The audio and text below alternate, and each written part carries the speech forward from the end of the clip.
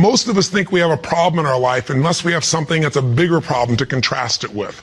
And when you see this story and you walk through their exact life experience of the course of these 2 years, the year that we work with them is 30 days, but you see the course of what's happened to them by finding out what's happened a year later, you begin to understand that it doesn't matter what happens in your life, you are more than any moment.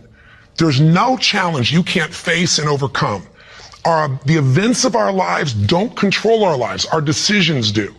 And so I figured if we could take a couple that has faced this big a challenge and be able to break through, then you could look whatever's in your life and make it happen. It's kind of like, if I wanted to show you that if you could face your biggest fear, your smaller fears kind of drop aside. It's like, what's your biggest fear? Today, one of the biggest fears so many people in North America and around the world, the Western world, are facing is losing their job. It's a horrific possibility. It has impact on your family, your psychology, your emotion, so many things, your choices. But the truth of the matter is, what's a problem? Losing your job is a massive problem until you find yourself in a position where you lose all your savings. What it took you maybe 10 years of working to get. Then what's a problem after losing your savings? That's not a problem anymore when all of a sudden you lose your leg or an arm or something horrific happens to one of your children. That's not a problem when someone tells you all of a sudden that you have terminal cancer. And I've had those moments where somebody says you've got that tumor in your brain and we don't know what it means. Those moments take your other problems and make them disappear. And you know what's interesting? When you ask most people in North America, what's the greatest thing that could ever happen to you? Give them 10 seconds. It's been done over and over again. First 10 seconds, what comes to your mind? What's the best thing that could ever happen in your life? The majority of people in North America say what? Can you guess? Winning the lottery. And many of them say winning a $100 million lottery, $200 million lottery. That's what's going to make their quality of life extraordinary. But when you do the studies, and there have been many done over the last 15 or 20 years on people that win these giant lotteries, what are their lives like 2 years later, 3 years later, 5 years later? Is the quality of their life extraordinary? Rarely, if ever. Because what's happened is they haven't grown. Life gives us these events, these, quote, horrific events, because there's an area of our life that has to grow. If you were to ask me, Tony, out of all the millions of people you've worked with, if someone really wants to feel alive, they want joy, they want happiness, they don't just want money or things or just even respect. They want to feel a sense that life is meaningful and alive. What does it take? I tell you one word: progress. When you're making progress in your life, it doesn't matter where it is, you're going to feel more alive. If you're overweight, but you get yourself today and you say, you know what, I'm stepping into gear. I'm just putting these darn shoes on. I'm not waiting for the perfect, person to come by and coach me. I'll get that too. But right now, I'm just going for a walk, or I'm going to go for a jog, or I'm going to go lift some weights. I'm going to do something right now. And you get yourself into gear and you do that for a few days in a row.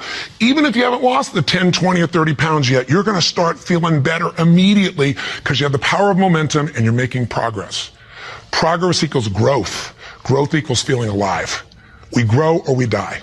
So what's the worst thing that could ever happen in your life? Same survey, ask the people in North America, 10 seconds to come up with the answer.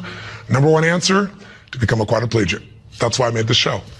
Because the idea that I could be in a position where I'd be alive, but I couldn't physically feed myself, take care of myself, that I'd be completely immobilized, for most people, that's the scariest thought of all. To them, that's the worst possible fear.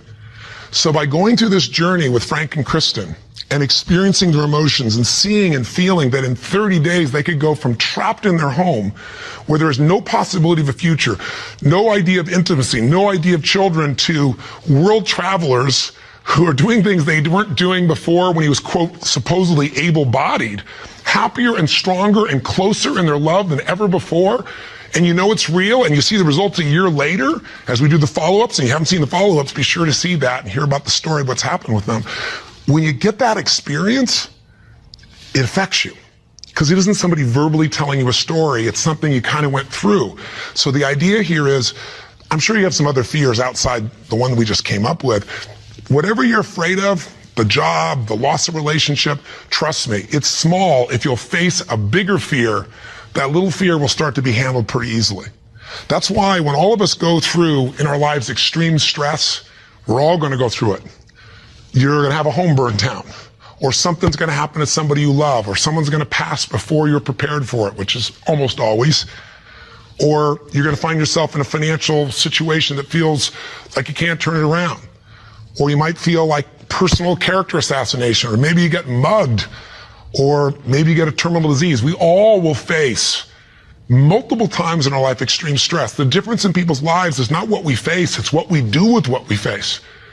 You can take yourself from a place where in the face of absolute total tragedy, you triumph. But it requires making some new decisions, taking some new actions, and mastering a part of yourself that can unleash all of your power and ability as a human being. That human spirit, as corny as it sounds, can be channeled in a very specific way. And if you do, the game of life changes. So I'll give you another example outside Frank and Kristen. A friend of mine who just passed recently, he's always been a deep inspiration to me. His name is Art Berg. And Art's a guy that was a young man, good-looking, strong, athletic. He lived in Utah. And he fell in love with his absolute sweetheart. She was, the most popular girl, the most attractive girl. She met all the criteria of a college boy. And his buddy and he are driving across the state to go to where he's going to get married. And he falls asleep in the back seat while his best friend is driving. And his best friend falls asleep in the middle of the night as they're driving. My friend Art Berg woke up rather intensely on the desert floor with the car upside down, his legs trapped beneath it, and unable to feel anything. He became a quadriplegic in an instant.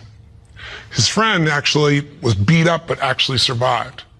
Now, what do you do in a situation like that? Well, the first thing most people do is they want to curse God or they want to curse their friend. It's not their fault. Most of what happens in our lives is not our fault, but what we do with it is going to determine the quality of our lives. Sometimes it is our fault, let's be honest. But lots of times, events happen. Stuff happens, or whatever word you want to replace stuff with. You know what I'm talking about. But what's different about this man is he made a different set of decisions. On that day, he said to himself, you know what? I got two choices. I can live here in the dirt and live and suffer the rest of my life on what I've lost, or I can figure out how to maximize what I have. He developed this mindset. His mindset was, before the accident, there were about probably 10,000 things I could do. After the accident, he said I could probably do 9,000 things. Before the accident, I was probably not even doing 500 of those things. I'm going to do more while I am now. And he did. He became an entrepreneur, started his own bookstore, and became very successful. He married the same childhood sweetheart because this man was so inspirational to be around. It didn't matter what he was in a chair. She loved him. He had 2 children, one of the greatest gifts of life. And he did all kinds of crazy things. He'd scuba dive. His friends would put him in a suit and tie a set of weights to him. He'd drop to the bottom. They'd drag him along the bottom. That was his idea of scuba diving.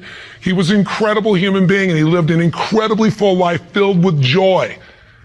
The worst thing ever happened to you, be a quadriplegic? The best thing, win a lottery and feel like everybody wants something from you and you didn't earn it, and there's no sense of joy and everything's about trying to hang on to what you got? What is the best thing that could happen to you? What is the worst?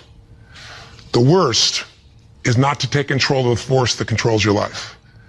And that force is human emotion.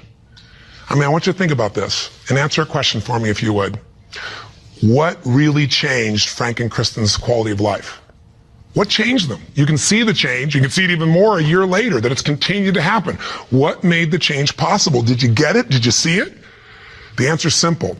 We changed the emotional pattern that was controlling their life. And you and I have emotional patterns that are controlling us right now. Whether we're aware of it consciously or not doesn't matter. It's the force that is shaping you. It's shaping your relationship. It's shaping your finances. It's shaping your career. It's shaping the amount of joy or unhappiness or suffering or excitement you have right now in this moment. But it's an invisible force most of us never take a look at. You might want to take a look at it right now through the eyes of what we did with Frank and Kristen. Now, what was the emotional pattern that was dominating them at the beginning of the show? You could feel it, couldn't you? And there was this feeling of death, that there was no future. Probably the most common belief system in people in North America and now in Europe. 60% of Americans now believe that the future is going to be worse than the past for themselves and for their kids. 70% of Germans and Europeans, I think it's 80%, according to the Pew study recently in France. Around the world, we're starting to believe that circumstances control who we are. Don't get me wrong, circumstances play a huge impact. Events play a huge impact on your life, but they're not the ultimate determining factor. The force of human spirit or emotion is it. With the right emotion, you can unleash things you could never dream of. And I know you know this is true. So take a look, let's analyze. Where do these two live after the accident? Well, where would you live if you were Kristen? I mean, you've lost your future, supposedly. There's no intimacy. There's no chance of children. You've become the full-time nurse to your husband who you love, but now you're changing his catheter every few hours. You're afraid to leave the house because you're afraid, what if he falls over? He may stop breathing. I mean, there's no life. So she goes from the emotions of feeling depressed for the life she's lost to feeling angry. I call it a crazy eight. We get tired of feeling sad, and then we'll get angry for a while, and then we beat ourselves up for being angry at ourselves or God or our partner, and then we get all depressed again. It's a common pattern. You don't have to have something like their event happen in your life to get stuck in a crazy eight. But interestingly enough, she's living in that place, and now what's Frank doing? Frank wants to help his wife, but he's got a limitation we got to break through. He's got a belief. All breakthroughs start with a change in your beliefs. Because once you believe how something is, that means you're certain that's how it is. If you're certain it can't change, you're right, it can't. I can't convince you. No one else can convince you. And Frank's thinking, I'm helpless and I've harmed my wife. And he's living with the emotions of guilt and sadness and depression. And when he's tired of that, he gets completely overwhelmed because he says, if I just would have not jumped in, or if I would have jumped in a different spot, or a million other things that they were different, then I wouldn't have destroyed my wife's life. Instead of saying, my wife needs me right now, and I don't give a damn if I'm trapped physically in this chair, my soul, my spirit's going to reach her. That's my assignment, to get him to remember that power. To not only get him to remember it, but to get him to use it and shift his wife. And that's what we did through this process. How? Well, the process really was giving him a series of experiences that would change his entire belief about who he is. I could try to tell him, oh, here's what you can do. Yeah, I'm 6'7" and I obviously have use of all my appendages. Easy for me, right? But if I get him to have some experiences, like I bring him to Fiji and I show him he can get out of the house, more than get out of the house, become a world traveler and go through all the challenges that are part of that if you watch our little section of the story behind the story, you'll hear some things that weren't in the show about that, by the way.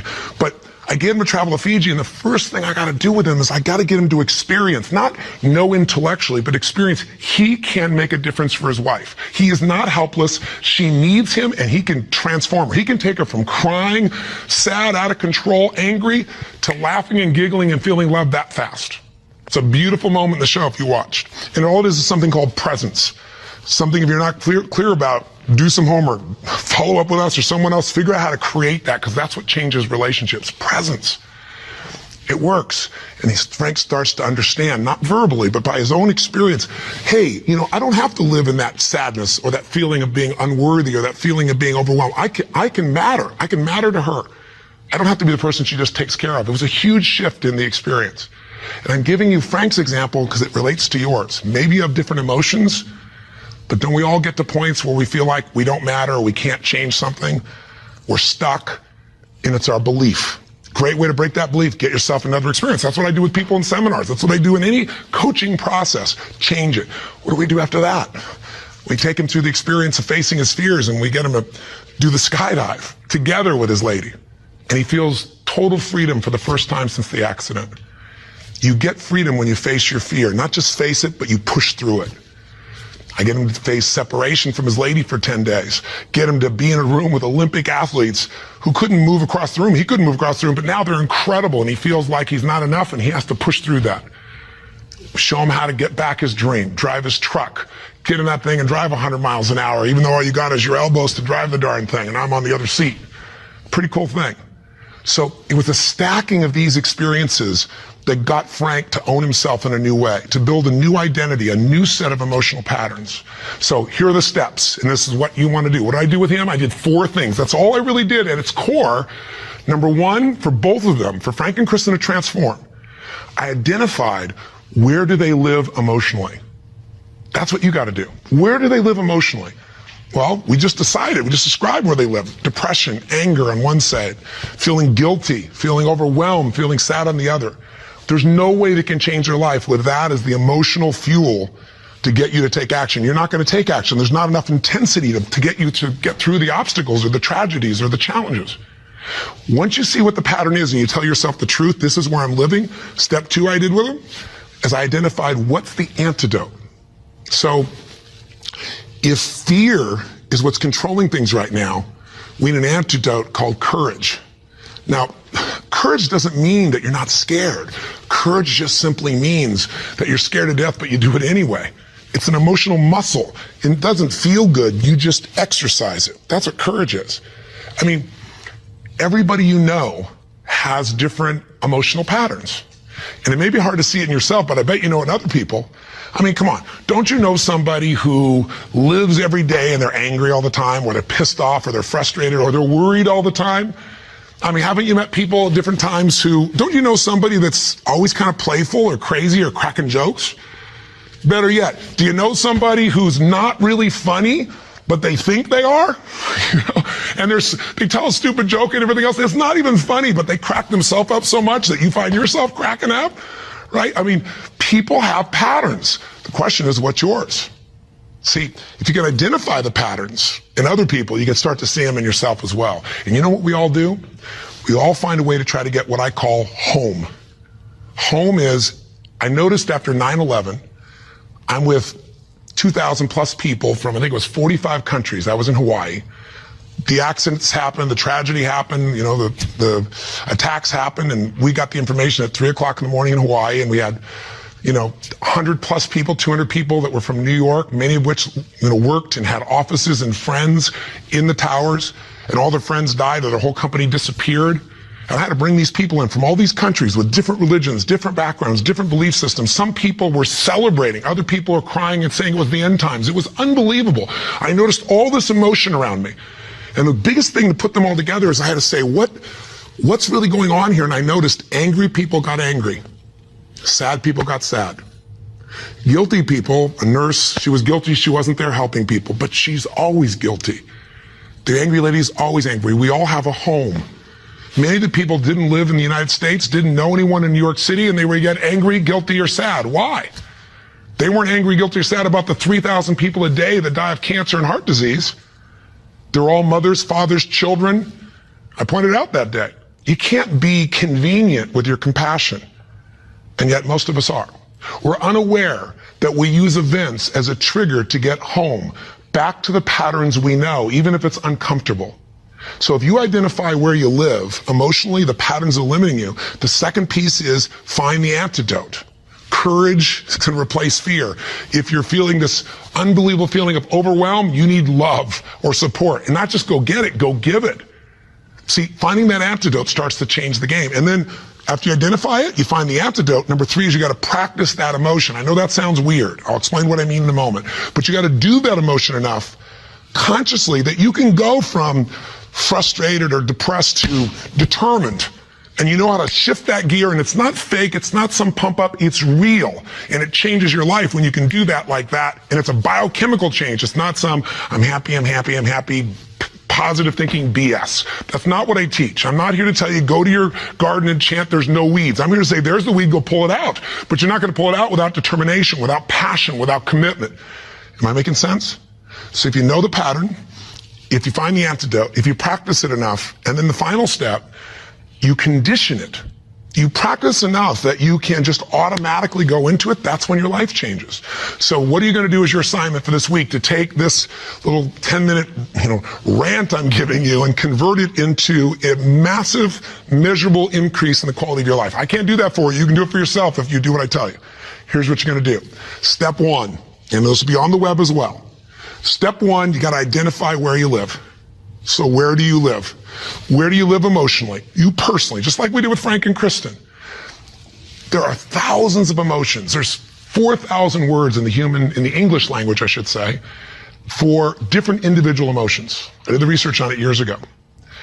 I'm gonna have you take out a piece of paper, pen, take out your notebook, computer, get a page. On one side, one column, write all the emotions that you experience at least once a week that empower you in some way. Love, passion, excitement, creativity, whatever it is. Peace, determination, I don't know, what are yours? I want you to write the emotions, though, you don't experience once in a while. The ones you experience at least once a week in a powerful way and really feel it. Not an emotion you feel once every blue moon. On the other side of that page, or if you do it on our little application or wherever we put it here, the other side I want you to write all the negative emotions, or to be more fair, all emotions can be positive if you use them, all the disempowering emotions. the ones that tend to put you in a state where you don't follow through. And I want you on that side to write all of them and do it simultaneously. Just keep making your list. What are the emotions I go into that mess me up, like feeling frustrated or overwhelmed or lost or alone or depressed or pissed off and rageful, whatever it is you go. And again, not emotions you experience once in a while, the ones you experience at least once a week. So make a list of all the emotions you experience at least once a week, ones that empower you, ones that disempower you on the list. That's step one. That's identifying where you live. And circle the top 2 out of the whole list that you experience most often that are empowering, and the top 2 you experience most often that are disempowering. That'll be step 1. Now, I'm trying to explain it to you here. It'll be right in front of you as well. So if you forget what I'm saying, it's going to be on the little checklist. But I want you to know what I mean. Step 2. Let's identify the solution. So you look at your list and you see on the disempowering list, I got sadness and depression, or I got feeling lonely, or I've got feeling rage and anger, or I got feeling fear. What emotional state would you like to feel in that situation that would change your life? If it's fear, maybe it's courage. Again, courage doesn't mean it's easy, doesn't mean you feel, confident. It just means you're going to do it anyway. Maybe it's determination. Maybe instead of feeling alone, you feel loving and you go give to somebody else. What's the antidote? What's an emotional pattern that if you live that, it would change the game? Is it faith? Is it passion? Is it courage? Is it playfulness? You're taking things just too damn seriously. You've forgotten perspective. Go watch the show again. See if you really have a problem. See if your problems are as challenging as the people you just saw who transformed their tragedy into something tremendous, something beautiful, something magnificent, something meaningful, something that can even help other people that are watching. That's the beauty. So that's the second step. What's the antidote? Come up with your antidote emotion. Step 3 is you got to practice that emotion. Now, I know that sounds silly, stupid, kind of weird. But if you came to a seminar with me, you'd see, 3,000, 10,000 people, and we do this, and we condition that a new emotion till you can shift gears. Have you ever heard about the fire walk? It's not about the fire walk. I do skydiving, all kinds of crazy stuff. It's a metaphor for how do I go from afraid, fire's metaphor for whatever you don't follow through on your life, whatever holds you back, to snapping and going to a state of mind where I just move through. It's not this big mind over matter thing. It's mind over emotion. It's shifting. And when you learn how to go from scared to determined in action, what can't you do in your life? So we show you how to do that. But for right now, I'll give you just a quick example. Understand that emotion is really created by motion, by the way you use your body. So quick example, real quick. Imagine a time when you know someone who's depressed or you were depressed. If you ever felt that way, I'm sure you have at some time. And think about what you do with your body. When somebody's depressed, do they get all excited, talk faster, gesture? No. Everything kind of slows down, doesn't it? What happens to your shoulders? They drop. Where's your head when you're depressed? Drops. Where's your breathing? Full or shallow? It becomes shallow. You talk loud and fast or slow and quiet? Slow and quiet, more hesitant. Now, emotion is created by motion. You can try and think yourself and I'm happy. But if you go, I'm happy, and your body's like this, nothing's going to change. We can change our biochemistry by eating, by taking a drug, by smoking a cigarette, because then you take a different breath, you eat food you like, you fill up your tummy, and you start to breathe nice. Your whole mental, emotional state changes, doesn't it? So what I'm saying is you don't need the cigarette, you don't actually need the food. You can just physically learn to say, this is what I do when I'm depressed, this is what I do when I'm most determined. There's this gesture I made. I remember one time when I was a kid, or one time I got pissed off and what did I do? I made a gesture, I stood taller, I looked the person in the eye, I spoke with more authority. Now, my idea of passion and determination may be a little over the top for you, and I get it. I'm a crazy mofo and I'm a passionate human being, but you can do your version. What do you do when you're really feeling something like determined? What do you do when you are passionate? With your face, with your voice, with your body. Just practice and make a contrast. Here's what I do when I'm sad. Here's what I do when I feel loved. Here's what I do when I'm worried. Here's what I do when I'm determined. That's what I mean by practice. And I'd love to have you in an event, but I'm trying to give this to you so you can do it right now, and you can. And maybe this would be helpful to do with friends so they can give you feedback and say, here's what you do. I see you do this when you're really strong. I see you do that when you're kind of weak. That's the third step. Practice. Now, what's the assignment? Figure out your emotions. Where do you live? Positive, negative. What are the big primary antidotes? What emotions do you need? practice the emotions you need so you can go into them a few times. Sounds a little weird, but if you do it, you'll see it's actually quite fun. Feels powerful. Maybe do it with a friend. That's the easy way to do it. And condition it. And that means take the next 3 days, do this 3 times. Figure out the difference and shift from not sure, worried to determined. From overwhelmed, I don't know what to do, to focused. And you just deliberately, physically make the change from one to the other. 3 times for 3 days. If you're bold, do it for 7. But if you do this 3 or 4 times a day for 3 to 7 days, you'll start to get a pattern in your body. And the pattern in your body, a new pattern, means a new life. Our life's a reflection of our emotional patterns. If you live in sadness and depression, you could have $1 billion and your life is called sad and depressed. If you're living feeling grateful, feeling alive, feeling passionate, your life is filled with gratitude and passion. Doesn't matter what's happening anywhere else. And you can face any challenge from those emotions and you can overcome. Does this make sense? This is how you can take what you watched in that show and convert it into some actions that'll change you. Very simple approach. Or come see me or get some coaching. I've got all kinds of resources, but this is something you can do right now. You don't need anybody else to make happen. You just need a little ability to take action. Make sense? And if you haven't seen the show, for God's sakes, go on Hulu and watch the show, or all this will just sound like a bunch of words. If you've had the experience, you know what I'm talking about, and you've witnessed it, it'll be real in you right now, and you'll get a sense of what you can do to move forward. And if you can't find it on Hulu, once again, send us a little email, and we'll make sure we find a way for you to be able to observe or experience the show directly. And last thing I'll say to you is, the best way to keep something in your body is share it with somebody else. The whole philosophy of my life has been, if your life's going to be meaningful, you can't just be about me, you got to be about we. So if you can, if you feel like it, if your spirit's touched by this, help us pay it forward. Share this with your friends. You can share the clip of our show. You can share this little section. We got all kinds of ways. Just take the clip and send it. And we even have a way you can push a button once again and send it virally to everybody. Everybody who's on your email list. We'd love it if that works for you. If you don't, we're totally respectful of that. But in the end, I can promise you one thing. If you will do this, if you'll discover your current emotional pattern and you'll change it through a little bit of practice over and over again, you will change the quality of your life no matter what you're facing. Make sense? Thanks for taking the time. I hope this was close to 10 minutes. I went a little crazy, but it's really just designed to try to really serve you. So till I see you again, hopefully next week, live strong and live with passion. God bless.